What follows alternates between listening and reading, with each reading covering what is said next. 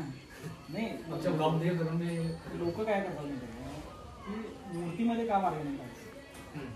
माझं म्हणणं काय, तुम्हाला योग्य आहे ना रक्कम तुमची, आणि पूर्वीपासून प्रथा आहे 50 रुपये वाढवलं, हे वाढवलं, ते वाढवलं, पण फटाकडे मी 10,000च्या वाढवलं ना त्यांनी, यावर्षी 20 रुपयाचे पंधरीस. ही मागणी का मला नाही आहे. ते मला माझी मी मूर्ती केलेली बघायला नव्हती. मूर्ती करायची पाहिजे.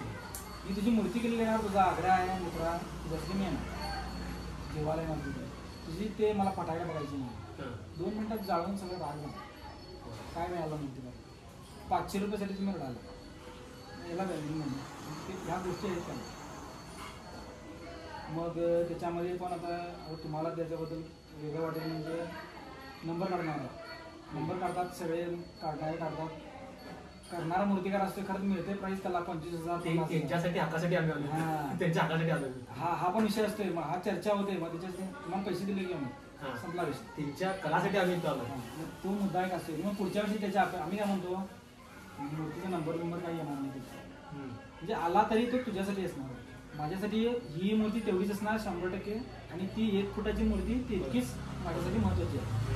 मला तुला द्यायचं आहे का नाही, देव म्हणून द्यायचं तूच नाही. त्याची श्रद्धा जोडलेली आहे त्याच्यावर. तू 10,000 रुपये दिलास म्हणून तुझी मूर्ती चांगली करायची, त्याला जास्त वेळ द्यायचा, वेळ लागणार तो तेवढा लागणारच, पण त्याला कमी हे करायचं हे नाही तुम्हाला. त्याला महत्व काय आहे की मूर्ती चांगली आहे दिसायला, प्रत्येकाला वाटतं ना. त्याच्यासाठी तू पैसे फक्त द्यायला जास्त म्हणून नाही चालेल, असं नाही. आता हे तुम्ही एवढं श्रद्धान करता, तुमच्या मनाने करता, म्हणजे मूर्ती सगळे गेल्यानंतर काय इमोशनल फॅक्टर. आता ऍक्च्युली कसं असते ते काय बोलू शकत नाही आम्ही. म्हणजे तुम्ही एवढं याच्याने करता नाही जपता मला ती गेल्यानंतर आणि जर इमोशनल वाटणारच की आता आम्हाला आम्ही 11 दिवस ठेवतो, आम्ही गेलं तर आम्ही हेच होत आहे. हे प्रत्येकाच्या याच्यात असते की कसं असते, शेतकरी 10 वर्षभर सगळं पीक हे करतोय, सगळं पेरतोय, सगळं करतोय. तर आम्ही ज्या वेळेला त्याच्याकडे खरेदी करायला जातो त्यावेळेला त्याचा जो ज्या वेळेला भाजीपाला करतात नाही, हे नाही काय एवढं घाण लागले, माती आहे, जवारी भाजी. मी आत्ताच कालचं उदाहरण म्हणतो. मी भाजी आणायला गेलो होतो पावसाला म्हणून, जवारी भाजीपाला होता तुझ्याकडे, शेतकरी जायची वेळ होती. तर दुसरे ते व्यक्ती आले, म्हणाले मला घाण लागले, तुमचे पांढरे दिसेनात नवलकोल. म्हटलं ते पांढरे दिसतात त्याने ते चायनाचे असतात हो म्हणाले की, म्हणजे कृत्रिमरित्या ते पिकवलेलं असते, त्याला औषध लावून. केळी असू दे, फळं असू दे, तुम्ही तुम्हाला तर जास्त नॉलेज आहे. हे आमचं घाण दिसायला म्हणजे मातीतनं शेतातनं चांगलं ताजं आणलेलं आहे म्हणून जरा घरी जाऊन धुतला आणि भाजी चव बघा म्हणून घेऊन जाऊ पैसे तुम्ही, नंतर नाही खराब आलं तर मला रिटर्न आणून द्या म्हणून. मी त्याला काय म्हणतो मी काय, सोनं किलो कसं किलो झाला त्याचा, कसं किलो झालं ते काय माहित नाही. 80च्या वर तरी आहे आता.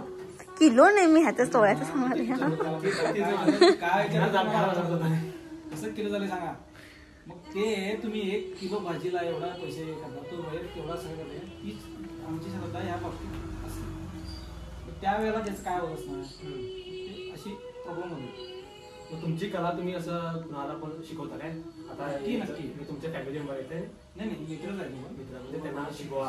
हो म्हणजे तुमचं मेसेज आता तुमच्या जे मनात आहे, आजकालच्या पिढीला काय माहित नाही आहे एवढं.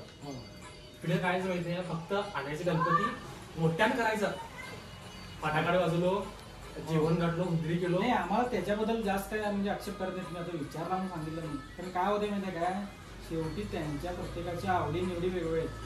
बरोबर आहे, कारण आम्हाला संस्कृती संस्कृती जो माणूस संस्कृती वारकरी संप्रदायातला आहे, याच्यातला आहे. मी देव एवढं सगळं देवाची पूजा वगैरे करतो म्हणतो. ठीक आहे. गौरी पुसता तुम्ही, पैसा पुसता. गौरी तुम्हाला मूषकाची स्टोरी माहित आहे, माहितीये का कशामुळे झालं विषय. गणपतीचे 6 पॅक ॲप्स करा आणि त्याला लंबोदर का म्हणतात करा, लंबोदर का म्हणतात, त्याला विघ्नहर्ता का म्हणतात. ह्या गोष्टींचं तुम्हाला माहिती आहे काय.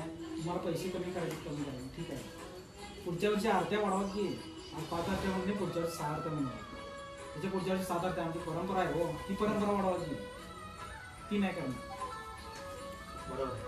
ती संस्कृती वाढवा की, मुलांना ती संस्कृती संस्कार द्यायची. नाही हे नाही चला 1 दिवस डेकोरेशनला दिले, डायरेक्ट ते ज्यावेळेला तुमच्यासाठी म्हणजे हे येतात का नाही त्यांच्या समोरच डायरेक्ट जाणवं का राखले काय माहित नाही. देत मूर्ती काढून दिल्या मी आणून पाहिजे मला माहित नाही.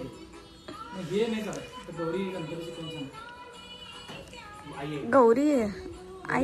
आईच की त्यांची. बरोबर आहे ना? होय. अर्ध्याला विचार खरंच प्रश्न मी जर जयसिंगला गेलो तर. आम्ही विचारतो रिद्धी सिद्धी पण कोण आहे त्यांची? बायको नव्हे त्यांच्या. बायकोच त्यांची. नाही नाही. बायको नाही आहेत ते त्यांच्या ग्रंथात लिहिलेलं आहे. हां. त्या शक्ती आहेत त्यांच्या मिळालेल्या त्यांना. त्याच तर शक्ती ना ते उंदीर कसं झालं, उंदीर कोणा राक्षस होता. राक्षस होता, मग हिने त्याला वरदान दिलं की माझं वाहन उभं तू. त्याच्यामध्ये काय त्याच्या वेगवेगळ्या गोष्टी वेगवेगळ्या ग्रंथामध्ये पुराणामध्ये. आणि त्याला एक गंधर्व होता तो गंधर्व वाजवण्यात इतका मग्न झाला की नाही, इंद्राच्या दरबारात गंधर्व होता तो वाजवायला. त्याला ऋषी लागत होता, त्याचं भान राहिलं नाही. तो एकदम बावळटासारखं वाजवा, त्याला अहंकार झाला त्या गोष्टीचा, माझ्या वाजवण्याबद्दलचं. आणि हिने मला ऐकलं नाही. त्या ऋषीने काय म्हटलं, तू मूषक होऊन सगळं पैसे आणि भरकड तुला खाण्याचं जे अहंकार झाला तुला, तू जा म्हणून त्याला सांगितलं. तो स्वर्गात सगळीकडे फिरायला लागला, सगळा नाश करावा लागला. म्हणून त्याला पृथ्वी तलावर पाठवलं. पृथ्वी तलावरती मंदिर काय करतोय, सगळं अन्न धान्य सगळं कुरतडायचं, खायचं सगळं. ती वासना असते. त्याला नियंत्रण ठेवायसाठी गणपती बाप्पांनी त्याला स्वतःचं वाहन त्याच्या पायाखाली ठेवायचं. म्हणजे मंदिर म्हणजे एवढा नसतोय, गणपती एवढा मोठा असतोय, हा त्याचा भावार्थ नाही. त्याच्या मागचे अर्थ मर्म त्याचे वेगवेगळे, त्याचे अर्थ वेगवेगळे असे. आता तुम्ही जी लोक शूटिंग करायला गेलं, तुम्ही म्हटला तसं तिने कंटेंटसाठी तर त्यांचं भावार्थ काय नसतं, म्हणजे कंटेंटसाठी त्यांचं व्हायरल होऊ देऊन येतात. आम्ही गाणी पण सांगायला काय तुम्हाला, गणपतीची त्या ह्याला गाणी गणपती गाणी नसतात. असली गाणे येड लागलं मला गाणी झिंगाट. ती गाणी ज्याला असते ते काय ते रॅप दिसलं पाहिजे, हा झालं सगळं वाटलं पाहिजे. त्याच्यात जी हे आहे सात्विकता आहे ती दिसली पाहिजे, ती दिसत नाही. गणपती पण रागावतोय. वाटतंय. मी अक्षरशः मला सगळे मित्र बोलतो, मी गणपती बाबाला कधी विसरून नाही. होय. तुम्ही पण भिवणी करा. तिथलं काय दुखणं आहे ते वेगळा, त्याच्यामध्ये एक वेगळा सेशन होईल. होय, ते संपणार पण नाही.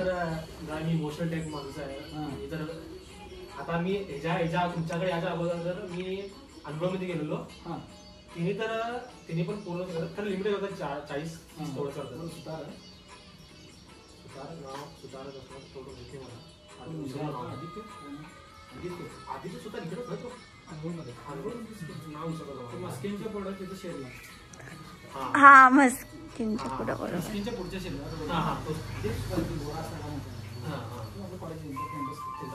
छान होता. मूर्ती पण छान करतोय.